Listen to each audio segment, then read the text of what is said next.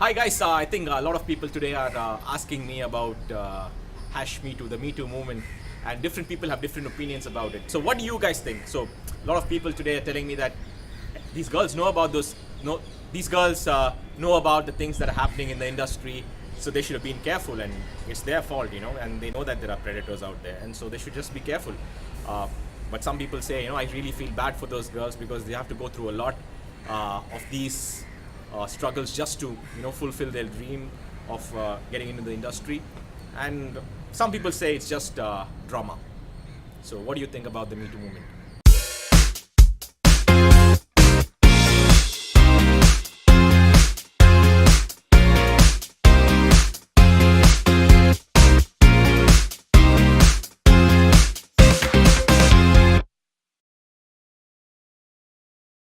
Hi folks, this is Badan from Culture Engineers, and today we are going to discuss about the Me Too movement, the impact it has on different women's lives. What are the reasons for the movement?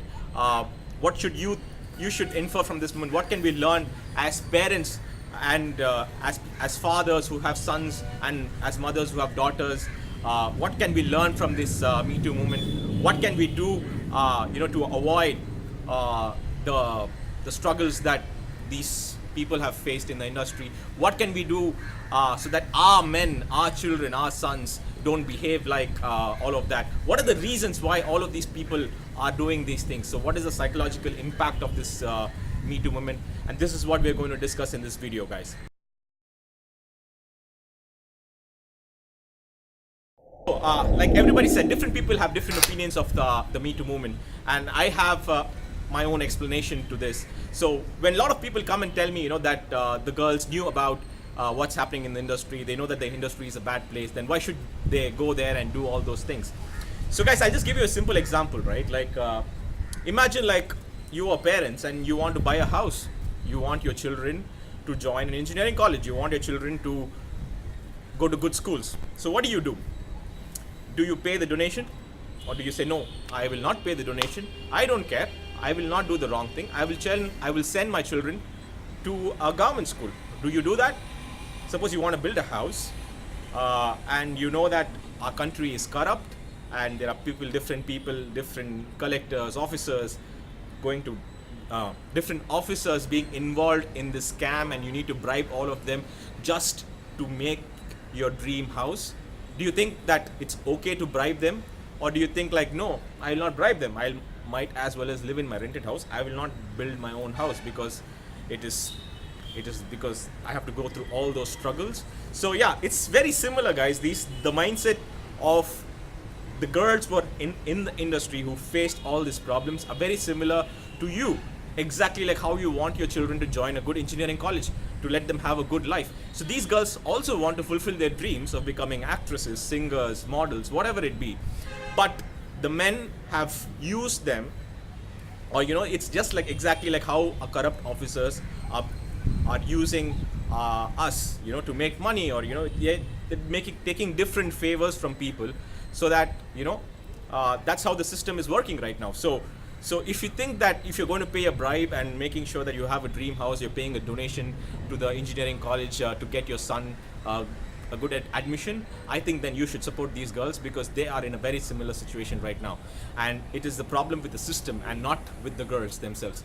So that's my personal opinion, and I will just explain why that what we can do as parents, so that we can understand the Me Too movement better in a more deeper psychological level.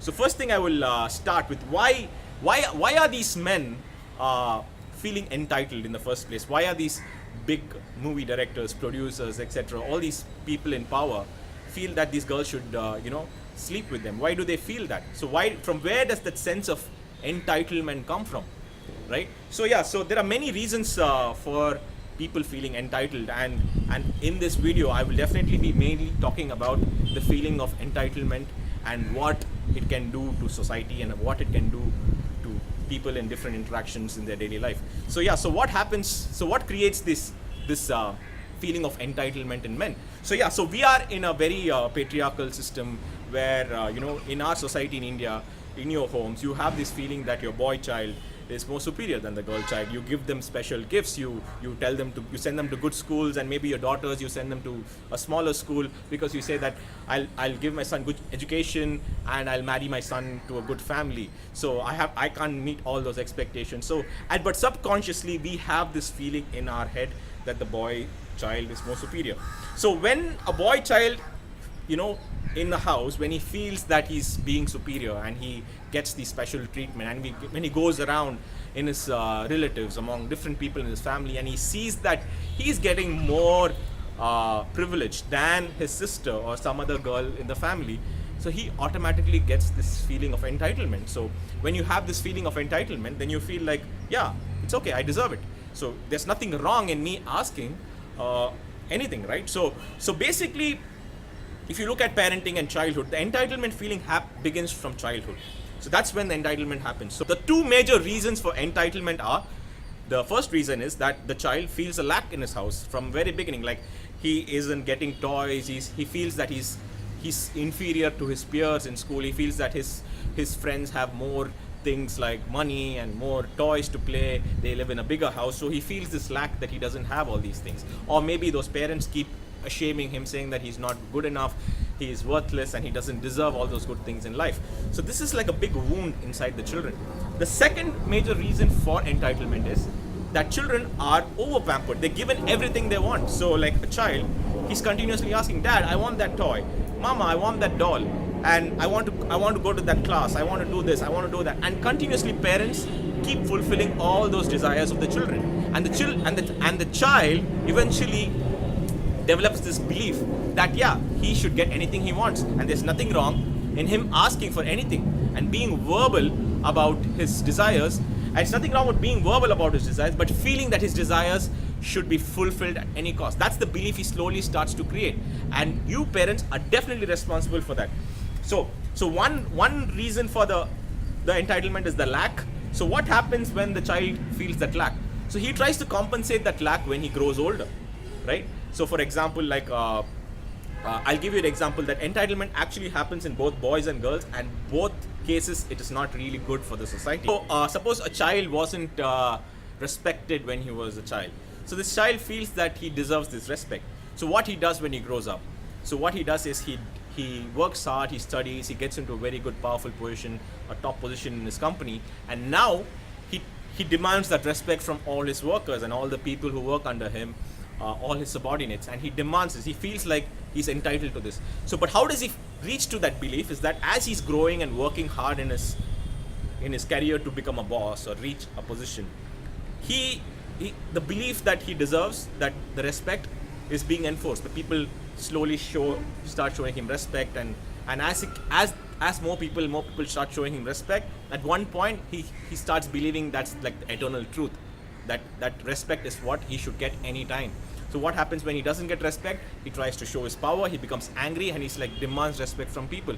So this is the reason why when you find, like, even in your office you have like a lot of bad bosses where they're very cruel and very harsh to their subordinates, and they're consistently asking them, why didn't you stand up, why didn't you say good morning, don't you know that I'm coming here?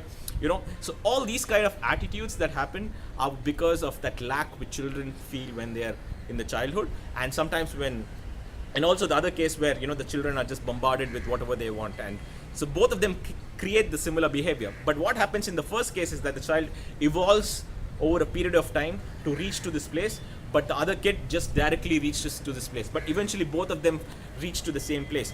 So I'll give you another example of how women feel entitled. For example, like usually dads are very loving to their daughters, and they just shower them with affection and give them everything, and like every girl feels like the daddy is the best and I'm daddy's girl. So what happens is that now that is one thing, and on the slowly feel that they start deserving more, that they deserve love and affection, special treatment anytime. So that feeling of special treatment is always there, and eventually as they grow in their teenagers, they find these boys hitting on them and different people sending them love letters and all that, and this belief that they are special and they deserve special treatment increases. So what happens to these kind of girls when they grow up? So what happens is that whenever they find an arrogant man who doesn't treat them with special respect or who doesn't give that special treatment, these girls start chasing them. have you heard this? I think everybody knows that the girls like the bad boys, or the girls like the arrogant ones. The main reason for this is the feeling of entitlement deep within most of the people, most of the girls, because they are showered with affection from the opposite sex all the time, and they sort of believe that it's the law that the boys of the opposite sex should treat them with special care and treatment, and they see that in the movies and all that stuff. So in real, when someone doesn't show them that special treatment, they start going behind them, because their objective is not that this partner should become their mate, but it's just that they want to prove to themselves that they deserve special treatment. So they start going behind the guy, they try to do different tricks, and so that they can impress him, and so that this guy can give her the special treatment. So that's like the feeling of entitlement which women have. And there are different cases of entitlement where when a child when it's in its younger ages, it doesn't deserve it doesn't get something, right? Suppose a girl, when it was younger, it didn't get affection, right? So what happens when it didn't get affection? So it grows up looking for that affection, right? So suppose a girl who's consistently getting that affection, she feels like she deserves that affection at all time. The other girl tries to become the person so that she will always get affection, and she will try to create a belief and evidences for that person that if I become this, I will be entitled to affection. So what happens when someone feels entitled to affection, right? So they feel like if everyone has to treat me good, everyone has to do this for me, right? And every time when someone doesn't do it, they feel angry. So that is like the major situation of entitlement, the problems with entitlement. So coming back to the Me Too movement, right? So why do our boys feel entitled? So what is the problem exactly out here? So yeah, so basically we are like three things, like we can divide us into three things. So one is who we are. So who we are is based on our character traits. Like suppose I could call myself as a funny, authoritative guy, and I would say a set of different traits, right? And you could probably describe some of the girls as like I can say that they're tactful, they're graceful, they're talkative, all those are very social, empathetic, and these are the traits that make you. Okay, so this is someone that who you are. And the next level is what we do. So I am a psychologist, I am a teacher, and I am I can be a doctor. So people have different attach themselves to what they do. Like you can say that I am a filmmaker, I am a producer, I am a director, I am a politician, I am the CM, I am the boss, And the final thing is like what we have. Like I have a car, I have a house, I have a lot of money, and I have a big watch. So this is the things that people associate with. So the problem with the Me Too movement is that men in the Me Too movement are not having sex with the girls because of who they are. The women are not attracted to the personality of them, but they're just using what they have, like in terms of they're showing them the power or the money and all that. The second thing is they're showing them the power, basically what they do, that they are people of power. And so what the problem is that we are continuously teaching our boys that in order to get a girl, you need to get money, you need to have a house, you need to become a doctor, you need to become an engineer, you need to do an MBA, you need to go to the US. So that's like the cultural programming that's happening in our society from very young age, and both moms and dads are responsible for this. So when a boy is continuously in this situation, right, he's been conditioned that focusing not on who he is but on what he does and what he has. So eventually he imagines that when he meets a girl, he will eventually only show that, and he expects that the girl has to like him for what he does and what he has. So that's like the biggest problem of our Indian men these days, because we feel entitled, and this entitlement comes from right from our childhood and in our houses. So one of the best ways I would recommend you to teach your boys is that to focus on what they become, focus on their character traits, focus on the masculine traits, see how they can become the good versions. Take even good feminine traits like being empathetic, being compassionate, being loving, being kind. These are all good traits. So it's just focus on being the good traits. And if you ever have to impress a person, you have to impress them because of your traits, not with what you do, not with what you have. So that's like the fundamental, because end of the day, when two people meet in the long term, it's because for who we are, and we want everybody to like us for who we are, but not because of what we do or what we have. It seems very fake that way, right? So yeah, so my major take backs from this video is like, to teach men that if you ever have to get women to please focus on the traits but not on other things, because actually even women don't like it, when men are trying to show off and all that. And the same thing goes for women as well, because women also these days are getting associated more with what they do and what they have instead of who they are.